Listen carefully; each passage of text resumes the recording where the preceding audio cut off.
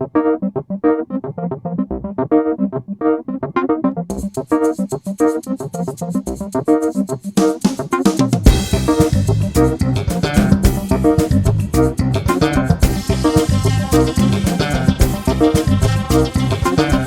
back, everyone. Remember on my last video I said I was not going to talk about tractors. Well, I'm going to keep my promise. Today, no tractors. We're going to do an unboxing. This is something from a World War II military surplus. It's still in the original box. And I picked this up from a guy up the street. His brother-in-law was moving out and needed to get rid of a bunch of stuff. And got a whole bunch of ammo cans and military knick-knack stuff. Some of these cans have first aid equipment in them. We got this tube thing here. I don't know, maybe it's a telescope or something. Let's take a look. It's probably like a 120 millimeter telescope. Oh wait, one cartridge? I'll have to open that one up. Anyhow, got this spool of number 8 wire. That's going to come in handy when I string some power around here. And up at the mill site we have a bunch more stuff. Ammo cans, we got 55-gallon barrels that are full of stuff. A couple of metal boxes. It's just a plethora of equipment. Let's take a look in this can here. Let's see, in this one we've got, well, it's a hat with mesh around it, so that'd be good for keeping the flies off me. And a whole bunch of canteens. God, there's got to be 30 or 40 canteens in here with metal cups. That'll come in handy for storing water. Let's look in this one. This one says it's 52 gallons of grape juice. Let's see. Well, there's military clothes in here. Let's pick through this. This is a vest, leather front vest, and it's got a mesh net back. That'll be nice around here. Keep yourself a little bit protected on the front. It's a heavy leather.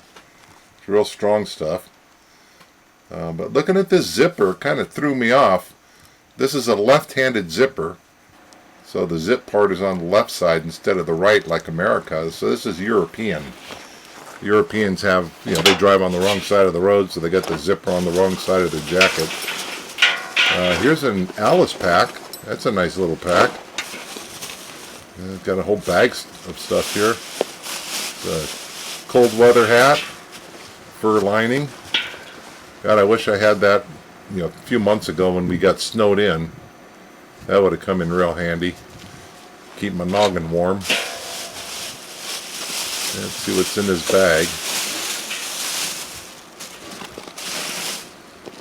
There's a nice rubberized canvas bag. It's waterproof. That'll be handy for taking stuff into the mine that you want to keep dry.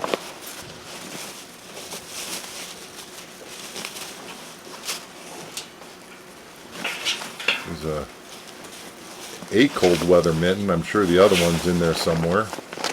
It's another cold weather cap. I mean, there's just so much stuff in here. It's hard to comprehend how much stuff there's. I mean, this is just one barrel.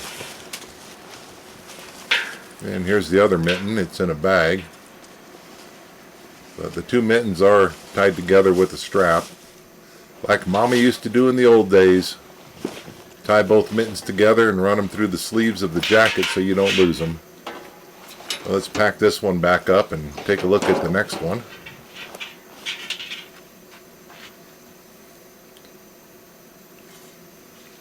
These are nice lids. You just set them in and put this strap around it. Pull the lever over it, tightens up the strap, and it seals the drum. It may not be completely watertight, but it's certainly bug tight. Keep the mice out. This one says do not roll. Probably because if it had liquid in it, it would trip that strap open and dump all over the place. The date on it is November 1998. So this was packed a while ago. More vests.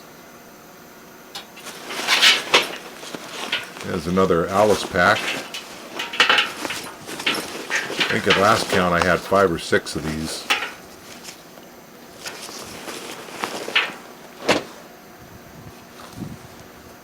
This is interesting. Let's see what it is.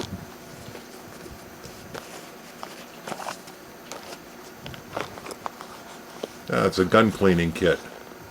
Look at the size of the brush on that thing. Geez, that must have been for a 50 cal machine gun. A couple tubes of grease, some cleaning brushes.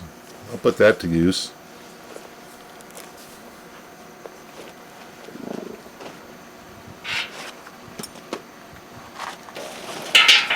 Let's see, another Alice pack. Yeah, I don't know what that is. It's a little first aid bag.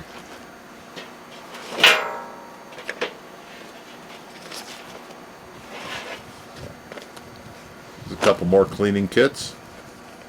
This yellow box. Oh my god, this thing's an old snake bite kit. It's got the suction tube on it and all the neat stuff you would need.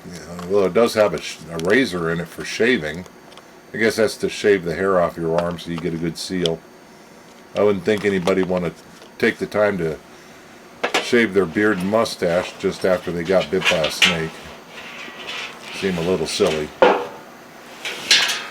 Ooh, that's a nice wool trench coat. God, I wish I had had that during the snow. That should be my size. If it's not, it's going to be. I'm going to keep that one for me. Well, let's pack this one back up. I'm going to get down and see what's in that box. And seal this can up good so that we don't get bugs and mice in it.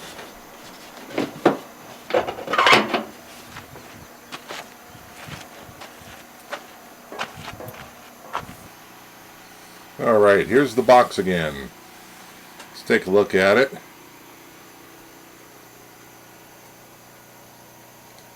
On the back side it's got some writing.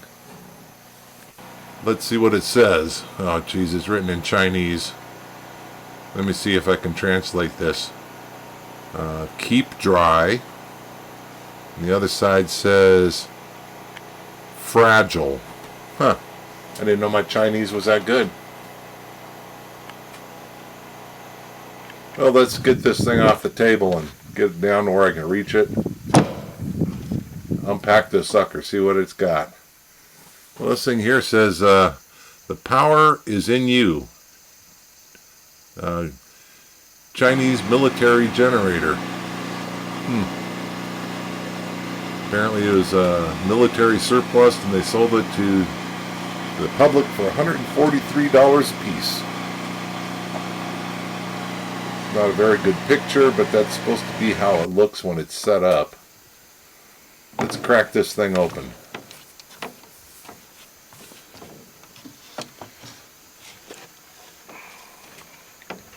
Alright, first thing we see here is some wires. Got a plug on each end. Don't know what that's for. We'll figure it out though.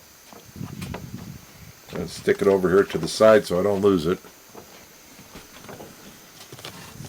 And the first box we choose is the accessory box. This looks like a bag about the size of the generator. I guess you would put the generator head in that bag. There's a waterproof tarp. I guess you'd put that over the unit once it's set up. Got some more cables. These have 4-pin screw-on connectors on each end. We'll put that aside because I'm sure that'll come in useful. Got our handles, crank handles, and yeah, they're a little squeaky. Never been used, but squeak like hell. Next thing out of the box, well, this looks like an accessory bag. It's divided into two compartments inside. Now let's see if we got anything. Well, here's a bag, or some cardboard, some paper that's origami folded. Oh, it's got components in it, so you can do field repairs on this unit. There's an big old voltage regulator. It's got some smaller pieces in there. We'll have to look these up and see what they are. That's a diode right there. I'm sure most manuals or most electrical books won't list these. So I'll have to do some internet searching. We'll put those in the bag. I'm not good at origami, so I can't fold it back up. Okay, we got a couple of straps here. So apparently this thing is collapsible into a backpack, I guess. So you can pack it around, carry it on your back. So if you're carrying that on your back, where are you going to carry the rest of your gear? Oh well. One Chinese sucker gets to camp out in the open wind while everybody else gets tents and backpack or sleeping bags. This looks like a couple of bags of chewing gum. No, that's desiccant. Nothing like 50-year-old desiccant. Well, let's go hit the next box. Set these pieces out of the way. I'm sure this is going to be the generator. Yeah, it's a little heavy.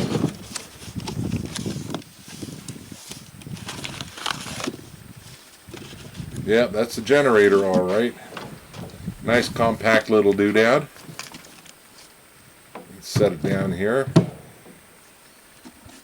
All the pieces on, or all the openings on it have covers on them that screw down, watertight. Now here's the tag on it. Apparently it's a FSW50. Puts out 25 volts at 2 amps or 30 volts at 1 amp.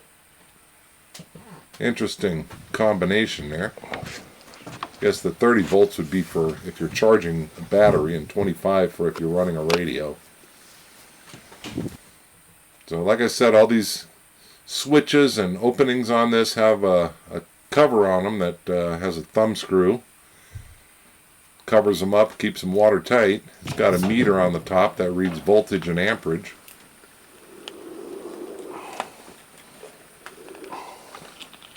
I put one crank in there and tried to crank it, and it's a little bit difficult.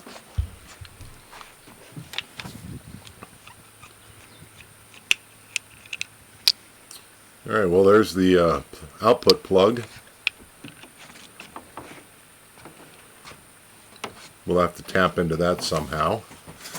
I'm sure that other cable that I took out, that black cable, that had the proper looking plug on it, so that will probably fit in there and give us a place to hook a voltmeter to it. Oh look, books with Chinese writing in them. And please don't ask me to read this stuff. I don't read Chinese. Well, let's see. We got something that looks like a shipping tag.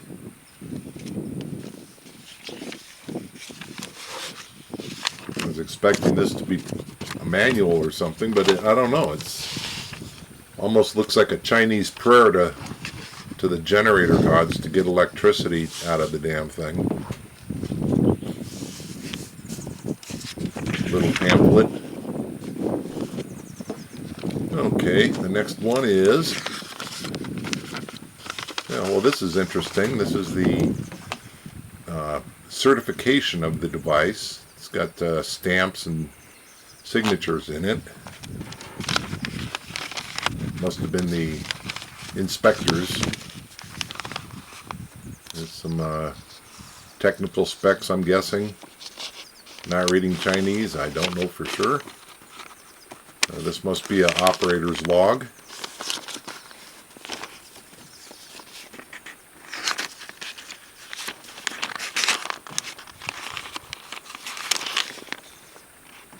This looks like a repair log.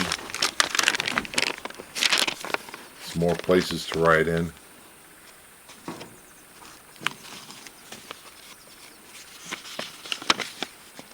being that there's nothing written in it except for the inspector's names, I don't think this thing's ever been used. Oh, here's something interesting. Clipping out of a magazine for whichever company was selling this generator. Yeah, this is what's black and white printed on the front of the on the top of the crate. But being in color, it shows you a little bit better what it's supposed to look like. Well, being that I don't really have any instructions on how to put it together, I guess we're just going to have to look at the pictures and start throwing parts at it. Of course, that's how guys do things anyway. You just look at the pictures, and if you get stuck, you have your wife read it. Now let's go back and finish looking through this book. Yeah, some more Chinese words.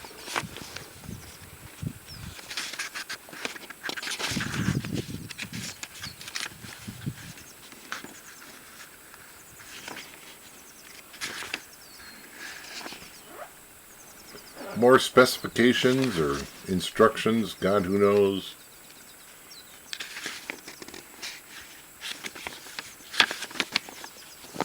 Ah, here we go. A picture. And of how it's supposed to hang on your back. Hey, that's cool. We'll have to try that out when we get it assembled.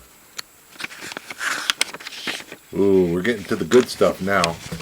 Here's the component layout of the inside of the generator.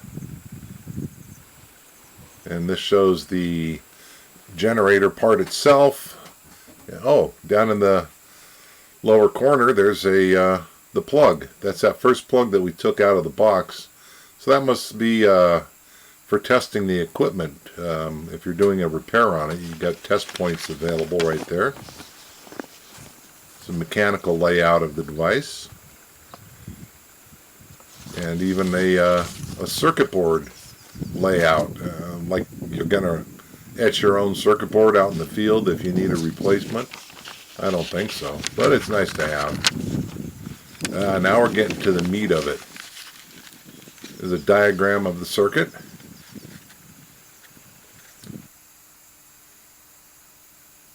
Yep, all the important information here, and here's our output plug, and it shows us that pin 2 is negative and pin 4 is positive. That's handy. So it's only a single-ended output, or single voltage output. But we have our meter here. It shows that it reads volts and amps simply by flipping a switch. God, what's this? It's like some hieroglyphics or something. I don't know how to read that. Here's some of the schematic, or some of the components. Unfortunately, it's written in Chinese, so it makes it hard to understand. Fortunately, it's got the standard electrical symbols. You know, I can understand transistor, diode, resistor, so I'll be able to back engineer it if need be. Okay, here's the frame. First thing I found out when I took the frame out was that it had a strap across it. Turns out that's not a strap just to hold it together. That's a safety strap. Once you undo that thing, that framework unfolds and tries to take off every finger you got. There's so many pinch points here, you need to be wearing heavy gloves just to make sure that you don't lose a finger.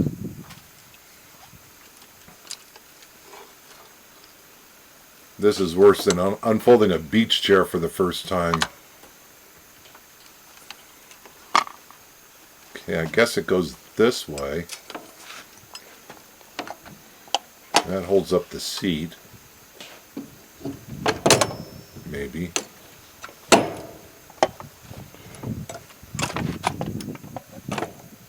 Okay, I think I got it. Okay, that's the bench there. You sit on the pad.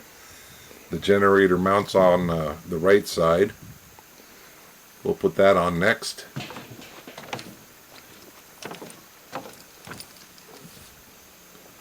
We'll analyze what kind of clamps and pivots we've got here so we can get it hung on there right.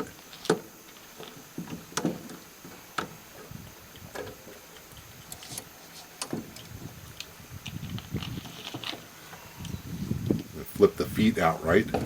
That'll help. Alright, let's grab the generator head and see if we can get it to fit on here. Got to go somewhere here, so it looks like this through bolt that crosses over the frame has to come out, and the generator case has two bosses on it, which that pin will go through. Of course, they've got little spacers that you got to fiddle with to get in between there. And let's not drop the generator. So this through bolt goes in,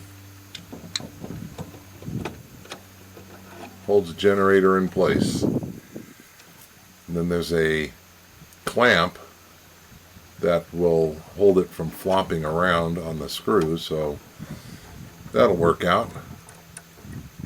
So if there's something that doesn't quite look right here, you're going to wind up with those handles right in your lap.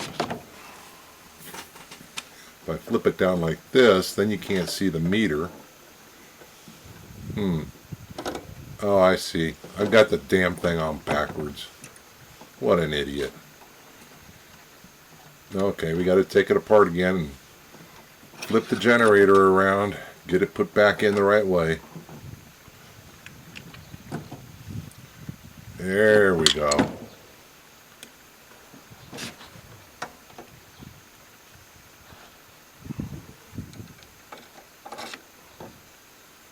Get our through bolt and our spacers put in, and we should be good to go. Well, at least good to go into the next step.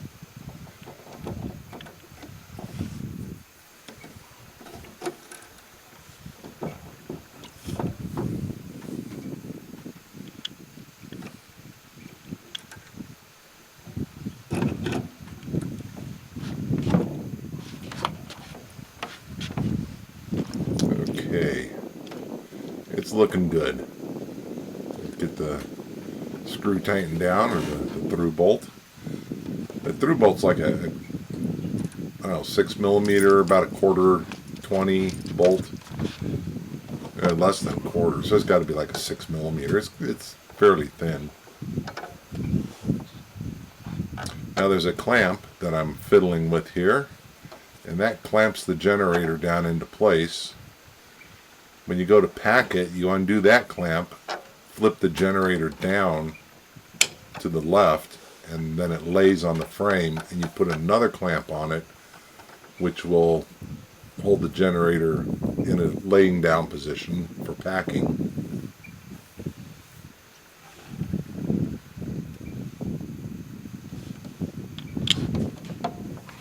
Alright, now what do we need? You probably use some handles. Let's put the handles on it. Okay, here's one.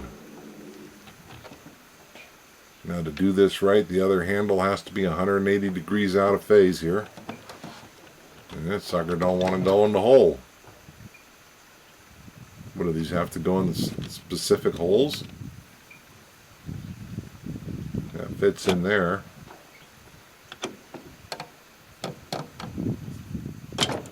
Yeah, we'll just bang it into place. What the hell? And look at that, it turns. It even sounds like a generator. Alright, now we're going to hook up some wires to it.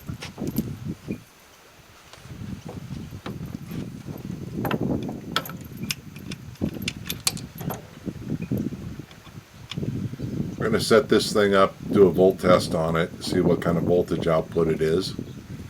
According to the specifications, it should put out 25 volts. 30 if you crank it hard, I guess.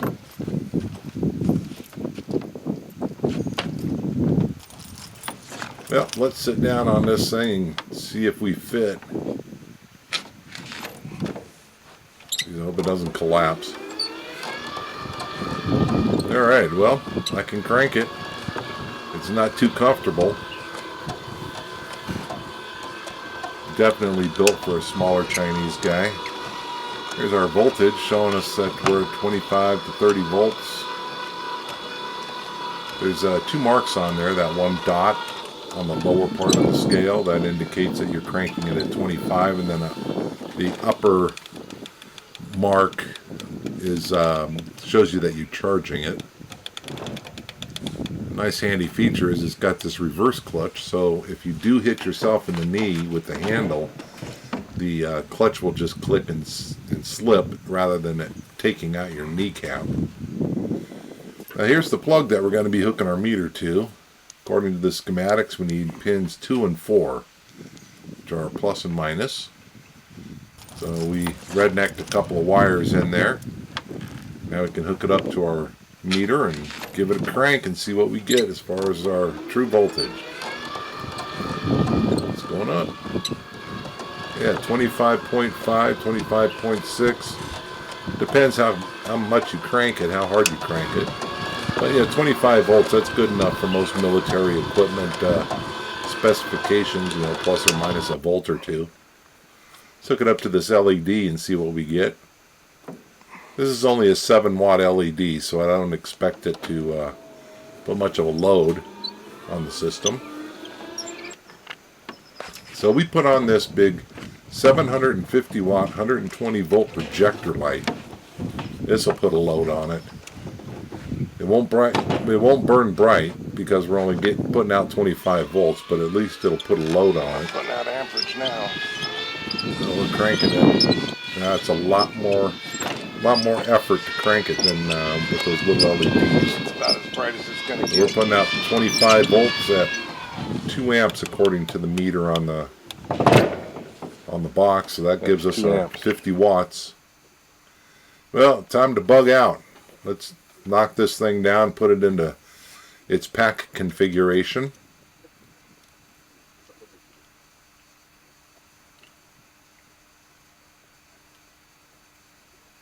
Okay, there it is laying. There's the generator laying down on the frame. And when you pick up the frame, it just wants to collapse on your fingers.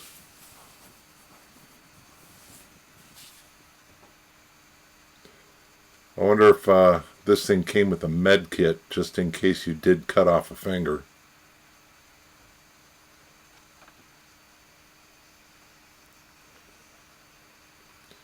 Alright, we're trying to fit the shoulder straps on here.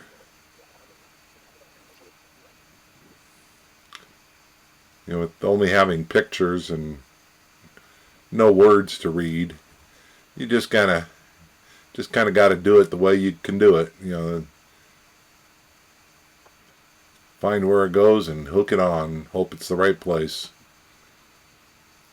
All right, well, that should be that. Let's throw it on and see what we get. Okay, got a little bit of help getting it on. And there it is. You ready to bug out? Maybe I'll fit this thing with the USB charger so I can charge my phone out in the field. But it's kind of uncomfortable. It wants to dig into your lower back with those feet. And I can't get the damn thing off. Alright, got some help there.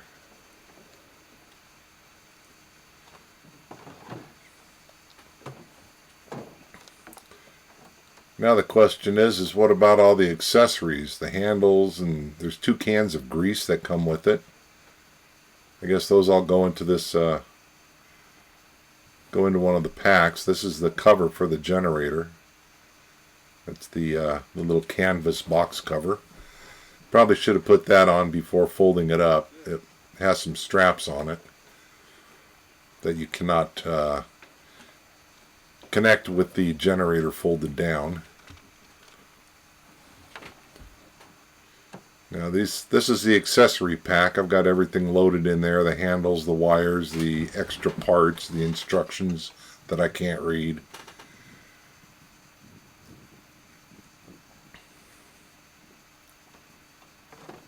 And here's the finished unit. That's what it looks like. Generator, accessory bag, all on its own frame that unfolds into a bench. The nice part is the The seat that you sit on is pretty soft, and it also makes for a great pad for your back when you got the pack frame on. Well, that's it for our unboxing of a World War II Chinese hand crank generator. Pretty soon I'm going to have to inventory all those barrels. So for now, hope you enjoyed. See ya!